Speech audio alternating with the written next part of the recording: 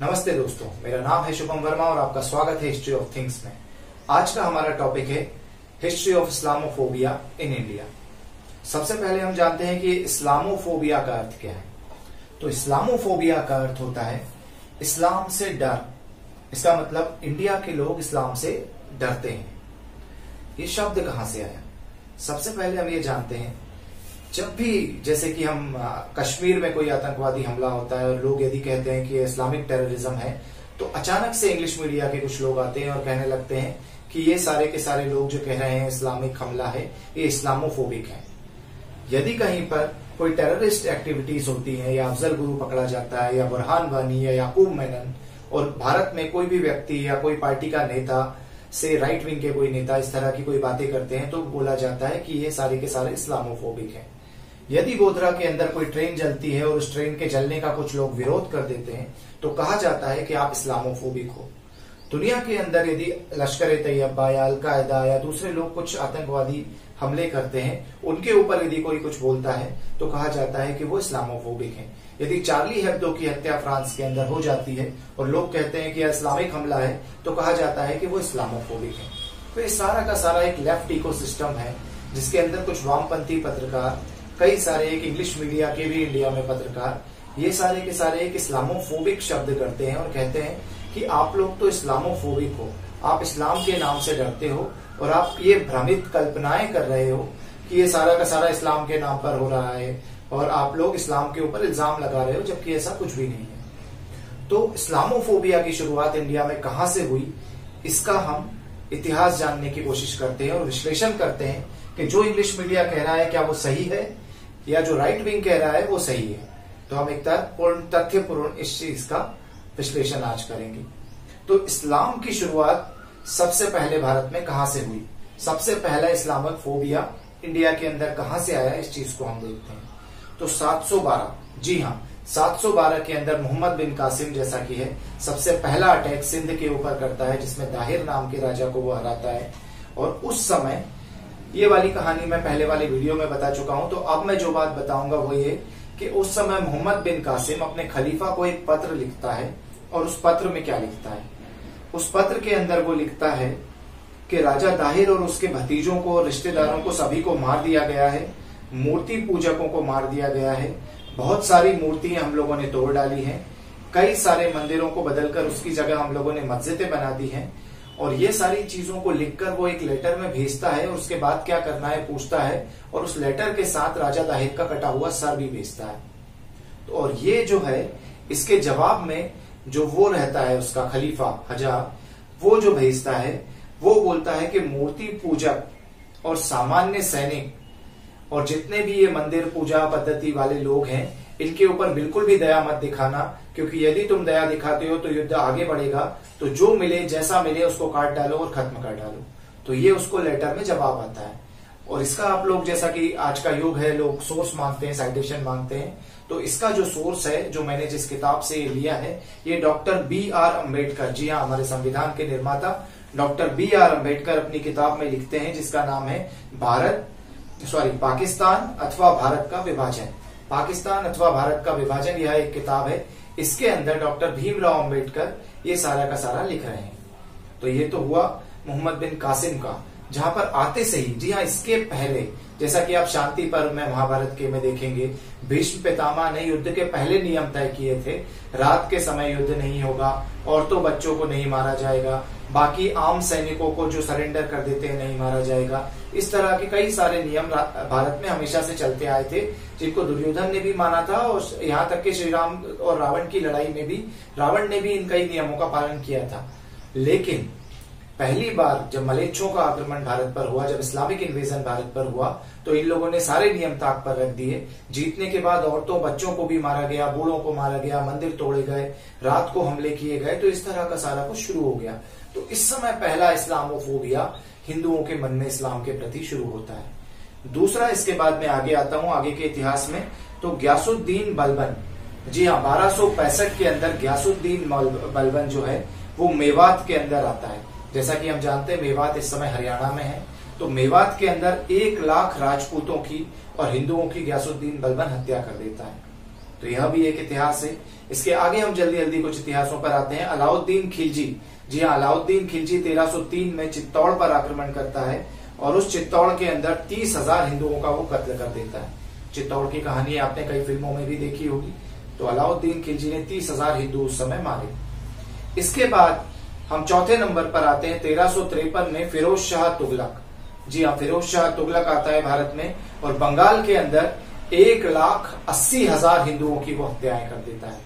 1,80,000 हिंदुओं की हत्याएं फिरोज शाह तुगलक बंगाल के अंदर करता है। और वही तुगलक वंश 1365 और 1367 के अंदर 5 लाख हिंदू लगभग मरवा देता है। तो 5 लाख हिंदू उन लोगों ने 1365 से 1367 के बीच में मरवा दिए तुगलकों ने। इस समय हिंदुओं के अंदर इस्लामोफोबिया का डर पैदा हुआ। ये जो इस्लामोफोबिया है, ये कोई मोदी के आने के बाद नहीं आया है, यह सदियों से चला आ रहा है या दिखा रहा है। इसके और आगे यदि हम आते हैं तो तैमूर लंग नाम का एक इस्लामिक इन्वेडर 1398 में भारत पर हमला करता है। दिल्ली पर हुए हमले में 1 लाख हिंदू कैदियों को वो मरवा देता है। 1 लाख हिंदू कैदियों को लगभग वो गिरफ्तार करता है और उनको मरवा देता है दिल्ली पर हमले से पहले तैमूर लंग नाम का व्यक्ति। और अफसोस की बात यह है कि इसी तैमूर के नाम पर सैफ अली खान और करीना कपूर खान अपने बेटे का नाम तैमूर रखते हैं, जिसने 1 लाख हिंदू भारत के अंदर मरवाए थे। अफसोस है, लेकिन आगे चलते हैं। इसके आगे हम आते हैं अकबर पर। जी हाँ, अकबर, जिसको बहुत ज्यादा महान बताया जाता है, जोधा अकबर की कहानी हमारे यहाँ पढ़ाई जाती है। अकबर के विषय में कुछ ज्यादा ही साहित्यकारों का, इतिहासकारों का प्रेम दिखता है। तो वो अकबर 1564 में, जिस मध्य प्रदेश में मैं रहता हूँ उसी मध्य प्रदेश के अंदर नरसिंहपुर में, जहां पर गोंडों का राज था और उनकी रानी थी दुर्गावती, रानी दुर्गावती के साम्राज्य पर हमला करवाता है और अपने जनरल आसिफ खान को भेजता है। तो जो आसिफ खान उसका जनरल आता है, वो 48,000 हिंदुओं की वहां पर हत्याएं करता है नरसिंहपुर के अंदर। और वहां से फिर रानी दुर्गावती को जबलपुर जाना पड़ता है, वहां पर भी ये लोग अटैक करते हैं। तो 48,000 हिंदू उस अकबर ने अकेले नरसिंहपुर के अंदर मरवा दिए थे। और वही अकबर 1568 के अंदर चित्तौड़गढ़ पर हमला करता है और चित्तौड़गढ़ पर हमला करने के बाद 25 से 30,000 के लगभग हिंदुओं को मरवा देता है। और उस चित्तौड़गढ़ के हमले में 8,000 हिंदू औरतों को जौहर करना पड़ता है ताकि इनकी सेना बाद में उनके साथ बलात्कार ना कर सके। तो ये उस अकबर की महानताओं की कहानियां हैं। और यदि आप इसका सोर्स मांगेंगे तो जी हाँ, अंग्रेजों ने इसके बारे में लिखा है। जॉन एफ रिचर्ड्स की बुक है द मुगल एम्पायर, और खुद जो मुगलों के साथ आए हुए अबुल फजल ने अकबरनामा के अंदर भी इसको लिखा। तो इन किताबों के अंदर आप इस सारे इतिहास को पढ़ सकते हैं कि अकबर ने क्या क्या किया था। अभी मैं मीना बाजार और बाकी कहानियों पर तो जा ही नहीं रहा हूं। इसके बाद हम और आगे जाते हैं। जैसा कि कहा जाता है कि जो शियाज हैं वो बहुत सेक्युलर थे और उन लोगों ने ज्यादा हत्याएं नहीं की। तो नादिर शाह नाम का एक लुटेरा है 1739, जी हाँ 1739 के अंदर नादिर शाह नाम का एक लुटेरा जो शिया मुसलमान रहता है, ईरान से आता है। और ईरान से आने के बाद 2 साल के अंदर लगभग 3 लाख हिंदुओं की हत्याएं कर देता है। 3 लाख हिंदुओं की हत्याएं करता है। उसके अलावा वही लुटेरा दिल्ली के अंदर औरतें, बच्चे, बूढ़े और इतनी बुरी तरह से लोगों को मारता है कि पैर जहां रखा जाता है वहां पर भी लाशें नजर आती हैं और सारे नालों में खून ही खून की नदियां बह रही होती हैं। इसका इतिहास यदि आप पढ़ना चाहेंगे तो तारीख हिंदी नाम की एक किताब है रुस्तम अली की, उसके अंदर उसने इसको लिखा है। इसके अलावा बयान वाकई, ये अब्दुल करीम की किताब है जिसके अंदर ये मेंशन्ड है कि नादिर शाह ने किस तरह कत्लेआम दिल्ली में और भारत के अंदर मचाया। इस समय भी इस्लामोफोबिया इंडिया के हिंदुओं के अंदर आता है कि हमारे कत्लेआम आखिर क्यों हो रहे हैं और उन लोगों के क्यों हो रहे हैं जो लोग युद्ध नहीं लड़ रहे थे, औरतें, बच्चे, बूढ़े और आम जनता। इसके बाद जब हम इस्लामोफोबिया के बारे में आगे बढ़ते चले जाते हैं तो औरंगजेब की बात आती है। जी हाँ, औरंगजेब के बिना इस्लामोफोबिया कंप्लीट नहीं होता। औरंगजेब को कई सारे लोग, वो तो खिचड़ी बना के खाता था, स्क्रोल, क्विंट और वायर उसको ग्लोरीफाई करने में लगे रहते हैं। और कई सारे बीबीसी और जो बाहर के जो विदेशी लेफ्टिस्ट जो जर्नल्स और पेपर्स हैं वो भी इसको ग्लोरीफाई करते हैं। मगर औरंगजेब ने जिस बुरी तरह से सिखों के गुरुओं को मारा, तेग बहादुर और उसके बाद जो गुरु गोविंद सिंह जी और उनकी संतानों की हत्याएं करी, वो कहीं किसी से छुपा नहीं है। बुरी तरह से खाल निकालते हुए किसी को जिंदा जलवा देना, किसी को दीवार के अंदर चुनवा देना, जिंदा लोगों को कड़ावे में बिठाकर तल देना, इस तरह की हत्याएं औरंगजेब ने करी हैं। इसके अलावा यदि मैं और बातें करूं तो काशी विश्वनाथ का मंदिर औरंगजेब ने तोड़ा है, बीजा मंडल का मंदिर औरंगजेब ने तोड़ा है। तो इस तरह से कई सारे मंदिर औरंगजेब ने तोड़े हैं। जिस बुरी तरह से संभाजी को मारा गया था, यदि आप उस इतिहास को पढ़ेंगे कि उनके साथ के लोगों के पहले नाखून निकाले गए, यदि आप इस्लाम कबूल कर लो वरना हम आपकी आंखें निकालेंगे, तो सरिये गर्म करके उनकी आंखों में डाल दिए गए, फिर खाल निकाली गई, फिर एक एक बोटी बोटी काटकर कुत्तों को खिला दिया गया। तो इस खतरनाक तरीके से मराठाओं को और बाकी हिंदुओं को औरंगजेब ने मरवाया। तो ये औरंगजेब के समय में भी एक इस्लामोफोबिया इंडिया के हिंदुओं के मन में आया। इसके और आगे यदि हम चलते चले जाएं तो औरंगजेब के बाद भी ऐसी कई सारी कहानियां हैं जो आपको मिलती जाती हैं। तो उसके बाद जैसा कि हम जानते हैं अंग्रेज आ गए और अंग्रेजों का भी युग चला। उसके भी करंटली बाद अंग्रेजों के बाद यदि हम आज के नए युग में भी आए तो 1921 की मुझे बात करना जरूरी है। ये भी अम्बेडकर जी अपनी किताब पाकिस्तान और द पार्टीशन ऑफ इंडिया इस बुक के अंदर लिखते हैं, जो मोपला के अंदर केरला में 1921 के अंदर हुआ, मालाबार में।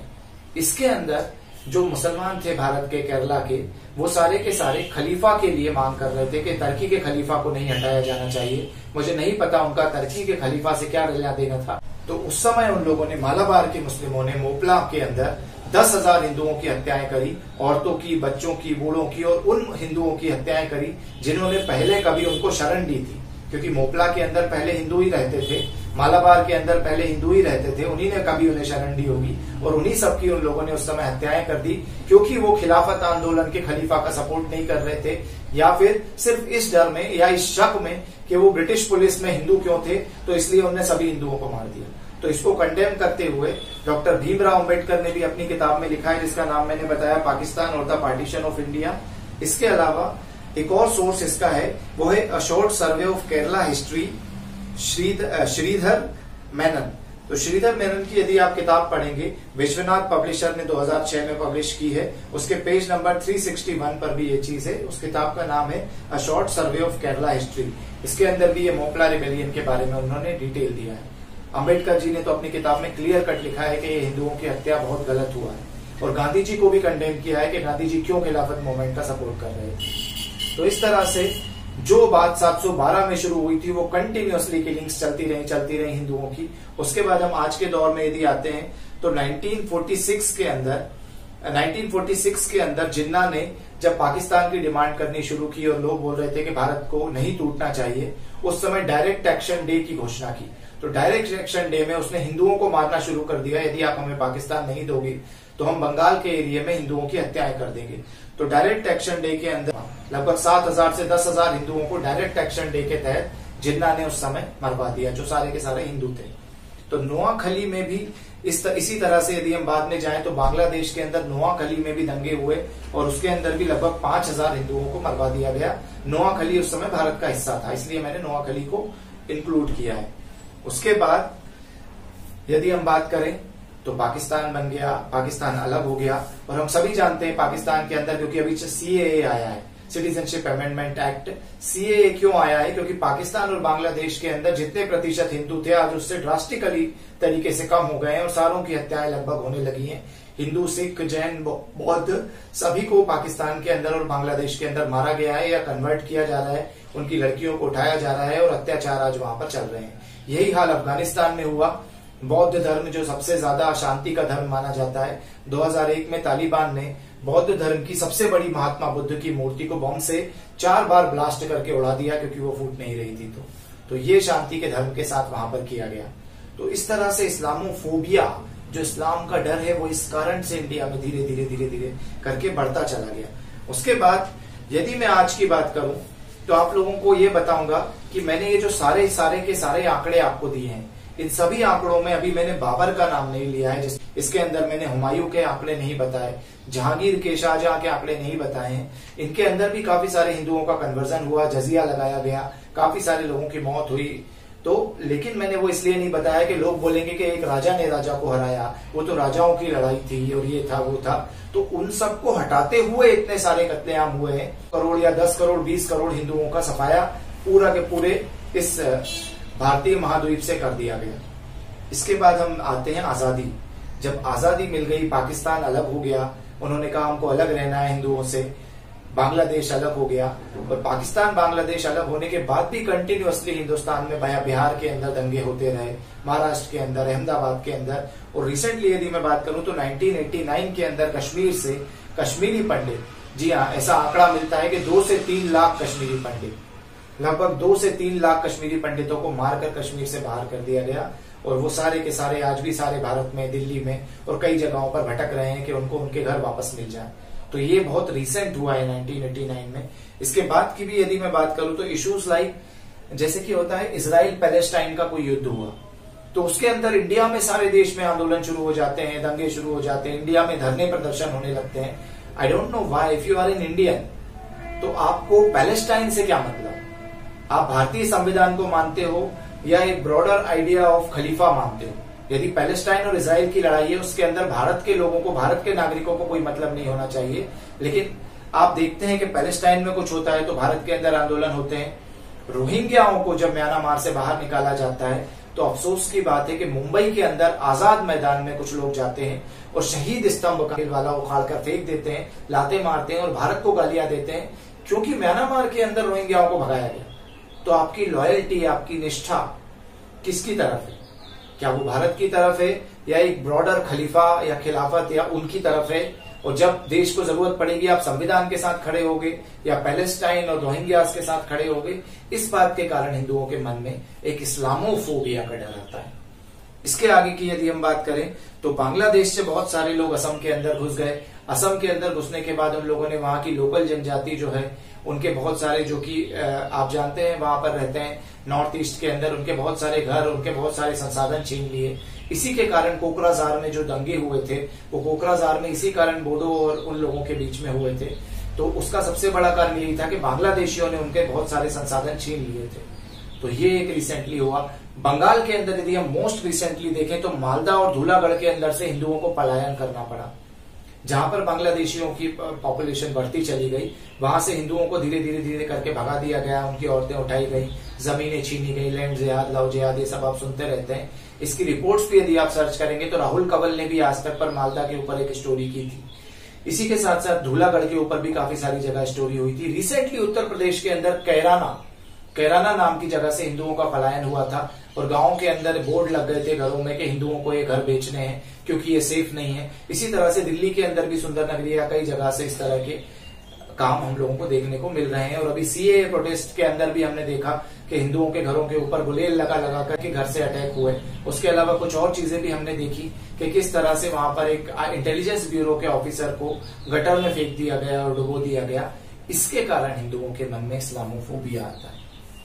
गोधरा के अंदर जब 2001 के अंदर ट्रेन जला दी जाती है, 2002 के अंदर ट्रेन में बैठे 50 से ज्यादा बूढ़े, औरतें और बच्चे जिंदा जला दिए जाते हैं, तो इस्लामोफोबिया आता है। कई लोग गुजरात के दंगे की बात करते हैं, गोधरा के दंगे की बात करते हैं, लेकिन दंगा गोधरा में नहीं हुआ था। गोधरा में ट्रेन जली थी जिसके कारण वो दंगा हुआ था। उसके कारण मोदी को कोई माफ नहीं करता है, लेकिन उस गोधरा के ट्रेन की कोई बात नहीं करता है। कश्मीर के अंदर मरे हुए लोगों की कोई बात नहीं करता है।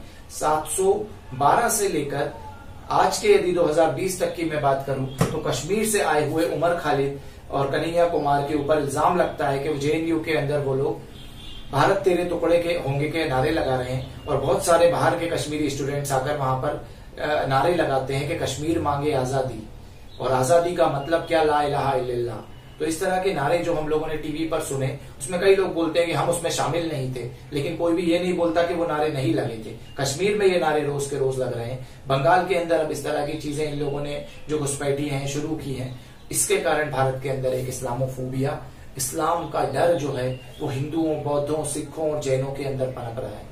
और ऐसी चीजों के कारण दोस्तों भारतीय जनता पार्टी या शिवसेना चुनाव जीतती है। यदि आपको लगता है कि ये लोग चुनाव इसलिए जीत रहे हैं क्योंकि ये कम्युनल एजेंडा फैला रहे हैं, तो ऐसा नहीं है, इसका उल्टा है।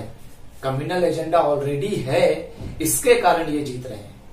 तो आप लोगों को यदि लगता है कि हिंदू जो हैं वो इस तरह का एक माहौल बनाने की कोशिश कर रहे हैं कि इस्लाम का डर पैदा हो, उससे कोई पार्टी जीते, तो वैसा नहीं है। ये डर जो है ये ऑलरेडी है, और ये डर यदि कोई मिटा सकता है तो वो भारत के मुसलमान मिटा सकते हैं। जी हाँ, हिंदू नहीं मिटा सकते। मैं आपको एक कहानी सुनाना चाहूंगा खालिस्तान के समय की, जिस समय सिखों के विरुद्ध बहुत सारे सिखों ने उस समय हिंदुओं की हत्याएं करनी शुरू कर दी थी। पंजाब में आतंकवाद अपने चरम पर था।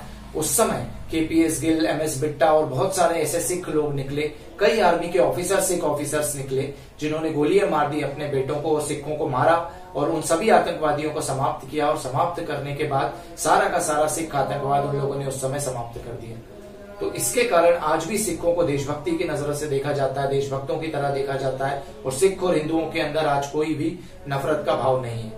लेकिन इस्लाम के अंदर जैसा कि है, इस तरह के लोगों का खड़ा होना अभी बाकी है। तो सिखों के दंगों के समय जिस तरह सिखों ने ये लड़ाई लड़ी और अपने ही लोगों को पुलिस के हवाले किया और अपने घर का कचरा उन्होंने स्वयं साफ कर सिखों ने साबित किया कि वो देशभक्त हैं और वो अपने देश से ज्यादा प्यार करते हैं। तो आज सिखों के ऊपर कभी कोई भी इल्जाम नहीं लगता कि वो देशद्रोही है। यहाँ तक कि सिख आतंकवाद की बात आज कोई गलती से भी अपने मुंह पर नहीं लाता। तो सिखों ने ये साबित किया। लेकिन इस्लाम के अंदर से जब तारिक फतेह या तस्लीमा नसरीन या कोई भी व्यक्ति इस तरह की बात करना शुरू करता है कि हमें अपने अंदर की चीजों को बदलना है, तो उन्हीं के ऊपर अटैक होना शुरू हो जाते हैं। उन्हीं को घसीटकर ओवैसी की पार्टी के लोग कहीं तस्लीमा नसरीन को मारते हैं, कभी दिल्ली के अंदर जश्न रेख्ता के अंदर तारिक फतेह पर अटैक होता है। सलमान रश्दी जैसे लोग जब उसके बारे में लिखते हैं तो उनकी बुक जयपुर लिटरेरी फेस्ट के अंदर प्रदर्शित नहीं करने दी जाती, यहाँ तक कि उनको भारत में घुसने भी नहीं दिया जाता। और जाकिर नाइक जैसे लोगों को लोग सपोर्ट करते हैं। दूसरी एक बात के जिसके कारण इस्लाम के प्रति नफरत का एक भाव या फोबिया का एक भाव पैदा होता है कि जब वंदे मातरम कहने की बात होती है तो वंदे मातरम कहने के लिए बहुत सारे लोग शांत हो जाते हैं कि हम किसी के आगे नहीं झुकेंगे। यही लोग जब इस्लामिक रूल चल रहा था, मुगल रूल चल रहा था, उस समय अकबर के आगे, मुगल बादशाहों के आगे जब सजदा होता था तो उस समय शांत रहते थे। लेकिन वंदे मातरम कहने के नाम ये लोग मुखर हो जाते हैं। दूसरी कुछ चीजें हैं, जब यूनिफॉर्म सिविल कोड की बात आती है, जब 2 बच्चों करने की पॉपुलेशन में बात आती है, शादी 1 करने की पॉपुलेशन में बात आती है, तो उस समय ये लोग बोलते हैं कि हम संविधान से ऊपर हमारा पर्सनल लॉ है, हमारा जो शरीयत लॉ है हम उसको मानेंगे, संविधान को नहीं मानेंगे। इसी तरह से ट्रिपल तलाक की जब बात आती है तो राजीव गांधी की गवर्नमेंट सुप्रीम कोर्ट के ऑर्डर को बंद करते हुए ट्रिपल तलाक वाली बात को कुरान के लॉ, शरीयत लॉ को मानते हुए उस बात को जारी रखती है। तो इससे भी एक नफरत का भाव धीरे धीरे भारत में फैला। 70 साल के अंदर से जो भारत के अंदर वोट बैंक पॉलिटिक्स चली, माइनॉरिटी पॉलिटिक्स चली, उस पॉलिटिक्स के कारण क्या हुआ, धीरे धीरे हिंदू और मुस्लिमों में नफरत बढ़ती चली गई। और उस पॉलिटिक्स के कारण उन लोगों ने मेजोरिटी को बहुत सारी चीजों से दूर रखा। हिस्टोरियंस ने भी इस तरह का ही भेदभाव किए। हिस्टोरियंस जिनके कुछ के मैं नाम लेना चाहूंगा, इरफान हबीब हुए, नूरुल हसन जो एजुकेशन मिनिस्टर हुए, रोमेला थापर वगैरह, इन सारे लोगों ने लगभग बहुत ज्यादा मुगलों को ग्लोरीफाई किया और धीरे धीरे करके हिंदू राजाओं को हिस्ट्री के अंदर से हटाते चले गए। तो जब इन लोगों ने हिंदू राजाओं को, जैसे विक्रमादित्य को मध्य प्रदेश से गायब किया गया, छतरसाल को गायब किया, कनिष्क को गायब किया, बहुत सारे राजाओं के ऊपर छोटे छोटे से पैराग्राफ्स रख दिए गए, लेकिन बड़ी हिस्ट्री जो थी वो मुगलों की स्कूलों की किताबों में पढ़ाई गई। और जिन लोगों के मैंने बताया जिन्हें 3-3 लाख 10-10 लाख हिंदुओं की हत्याएं करी, उन लोगों के बारे में इतिहास में ये पढ़ाया गया कि इन्होंने तो सिक्के चलाए थे, इन्होंने तो दीन इलाही चलाया था, जबकि दीन इलाही बीरबल के अलावा शायद किसी ने अपनाया भी नहीं था, लेकिन उसको इतना ग्लोरीफाई किया गया। और हिंदुओं के बारे में उल्टी सीधी बातें जो तीस्ता सीतलवाड़ ने लिखी, या 300 रामायण में लक्ष्मण और सीता के संबंध, या इस तरह की उल्टी सीधी चीजें दिल्ली यूनिवर्सिटी में पढ़ाई गई, तो इससे हिंदू और मुसलमानों के बीच में नफरत और बढ़ी। तो हिंदू मुसलमानों की नफरत के पीछे सिर्फ हिंदू मुसलमानों का ही हाथ नहीं है, वामपंथी इतिहासकारों का और माइनॉरिटी पॉलिटिशियंस का भी बहुत हाथ है। जो minority vote bank politics Hindustan में की गई, उन लोगों ने, ताकि माइनॉरिटी सिर्फ उनसे जुड़ी रही, उन लोगों ने असल में मुसलमानों के अंदर एक हिंदू फोबिया डाल दिया कि हिंदू जो है वो तुम्हें मारना चाहते हैं, तुम्हें कत्ल करना चाहते हैं, तुम्हें खत्म करना चाहते हैं, और हिंदुओं से बचने के लिए तुम लोग संगठित रहो और ये राइट विंग पार्टियों से बचे रहो। इसके कारण मुसलमानों के अंदर जब ये फोबिया आया तो उन लोगों के अंदर से कई सारे लोग आतंकवादी हमले और इन सब चीजों में कुछ युवा भटक के जाने लगे, क्योंकि उनको डर लगने लगा कि हिंदू ऐसा कर रहे हैं, जबकि हिंदू वैसा नहीं कर रहे थे। तो इसी तरह से जो ये वोट बैंक पॉलिटिक्स से नफरत फैलाई गई, तो उस नफरत से दोनों ही जगह पर, एक तो अपने माइनॉरिटीज को पूरी तरह से anti Hindu, anti upper caste, anti majority कर दिया, दूसरा मेजोरिटी से बहुत सारी ऐसी चीजें छीन ली गई, जैसे कि उनके मंदिरों का पैसा जो है साउथ इंडिया के अंदर, वो निकालकर आप दूसरे संस्थानों को दे देते हैं। हिंदुओं के मंदिरों पर कब्जा नहीं है। गुरुकुल एजुकेशन, हिंदू अपने इंस्टीट्यूशंस नहीं खोल सकते, जो भी आर्टिकल 30 के ऊपर लड़ाई चल रही थी, लेकिन माइनॉरिटी इंस्टीट्यूशंस को सरकार पैसा देगी। तो उस तरह से भी हिंदुओं के मन में एक भेदभाव का जो भाव था वो धीरे धीरे आता चला गया। तो जो इस्लामोफोबिया जिसके ऊपर हम बात कर रहे थे, असल में इस्लामोफोबिया जो है वो इस्लामोफोबिया का कारण अभी का नहीं है। मैंने आपको 712 से 2020 तक का इतिहास बताया। 1308 साल होते हैं, 1308 साल पुराना ये इस्लामोफोबिया है। और इसको यदि कोई दूर कर सकता है तो खुद मुसलमान दूर कर सकते हैं। और दूर करने का तरीका वही है कि जो सिखों ने किया था। यदि आपको एक भी व्यक्ति ऐसा लगता है जो भारत के खिलाफ बोल रहा है, भारत की अखंडता को तोड़ने का प्रयास कर रहा है, भले ही वो आपके घर का व्यक्ति हो, उसको ले जाकर तुरंत पुलिस स्टेशन में भर्ती करो। कहीं भी कोई आतंकवादी घटना करने के लिए आपको दिखाई देता है, उसको तुरंत पकड़कर गिरफ्तार करवाओ। इसके अलावा अब्दुल कलाम जैसे, मौलाना अबुल कलाम आजाद जैसे यदि मुसलमान बढ़ते जाएंगे भारत में, तारिक फतेह जैसे लोग और जो तस्लीमा नसरीन जैसे लोग हैं जो इस्लाम को धीरे धीरे रिफॉर्म करना चाहते हैं, उन जैसे लोगों की भी थोड़ी बहुत बात मानी जाएगी तो हो सकता है थोड़ा बहुत भारत के अंदर सुधार आ सके। वरना इस्लामोफोबिया नाम से जो वामपंथी लोग फैलाने की कोशिश कर रहे हैं, वो लोग असल में इस्लामोफोबिया नाम से ये बताने की कोशिश कर रहे हैं कि हिंदू लोग जो हैं वो टेररिस्ट एक्टिविटीज पर भी ये ना बोले कि वो टेररिस्ट एक्टिविटी है। इससे हिंदुओं के मन में और नफरत ही पैदा होगी और इससे जो है समाज में भेदभाव पैदा होगा और ये लड़ाइयां कंटिन्यूअसली चलती रहेंगी। तो इस्लामोफोबिया का कारण, जैसा कि मैं आपको बताना चाहता हूं, राइट विंग पॉलिटिक्स जो कि बताया जाता है वो नहीं है। जब मेरा इसका बल्कि उल्टा तर्क है कि राइट विंग पॉलिटिक्स इसलिए पनपी है क्योंकि इस्लामोफोबिया 712 से है। और वो इस्लामोफोबिया के अंदर गजवाए हिंद जैसी चीजें और बहुत सारी ऐसी चीजें हैं जिससे हिंदुओं को लगता है कि कहीं हमारी पॉपुलेशन समाप्त तो नहीं हो जाएगी। तो इसके लिए मुसलमानों को ही आगे आना पड़ेगा, उनको कुछ ऐसे इनिशिएटिव्स लेने पड़ेंगे जिससे हिंदुओं के मन में ये सारी के सारे भाव खत्म हो, समाप्त हो और हिंदू फिर उसके बाद उन्हें अपनाएंगे। जैसा कि हिंदू सेक्युलर कंट्री रहा है, हिंदुओं ने हमेशा से उन्हें अपनाया है। सदियों से हिंदुओं ने कभी किसी के साथ कोई भेदभाव नहीं किया है। उसके जब भी हिंदू मेजोरिटी रही है उसके अंदर कभी मास मैसेकर नहीं हुआ। जैसे कि आप देख सकते हैं आजादी के बाद भी जो पाकिस्तान बांग्लादेश में हिंदुओं के साथ, माइनॉरिटीज के साथ हुआ, वैसा भारत के अंदर बिल्कुल नहीं हुआ है। तो अभी भी भारत में बहुत कुछ नहीं बिगड़ा है। इस्लामोफोबिया जैसे शब्दों का यूज करने की जगह हम लोगों को भारत में एकता और अखंडता को लाने का प्रयोग करना चाहिए, जिससे सारी की सारी जनसंख्या देशभक्त हो। और दूसरी एक चीज, भारत के मुसलमानों को इंडिया का इस्लाम भारत के हिसाब से डिफाइन करना चाहिए। उनको अरबियों की या पर्शियंस की या ईरान की इनकी गुलामी नहीं करनी चाहिए। उनको पैलेस्टाइन में कुछ होता है या रोहिंग्याओं के यहाँ कुछ होता है, उससे कोई मतलब नहीं रखना चाहिए। उनको मतलब रखना चाहिए कि भारत के अंदर क्या हो रहा है, क्योंकि भारत उनकी मातृभूमि है। यदि वो बाहर के लोगों से मतलब रखकर अपने यहाँ के आजाद मैदान पर जाकर अपना शहीद स्तंभ तोड़ेंगे तो इस्लामोफोबिया या इस्लामिक हेट्रेड इंडिया में बढ़ेगी ही, खत्म नहीं होगी। धन्यवाद।